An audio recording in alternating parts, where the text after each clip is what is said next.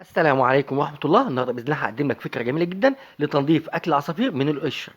التصميم المكني أساسًا من تصميمي أنا، الحمد لله بفضل من عند ربنا. زي ما أنتم شايفين كده، طبعًا ده الأكل اللي فيه القشر هنحطه طبعًا في الفتحة اللي إحنا عاملينها فوق بالنظام اللي شايفينه ده. وبعد كده طبعًا في مراوح بتشتغل معانا في المكنة، وعاملين درجين تحت. هتبص معانا كده تشوف الإدراج اللي تحت، ده أول درج معانا. بسم الله ما شاء الله أهو.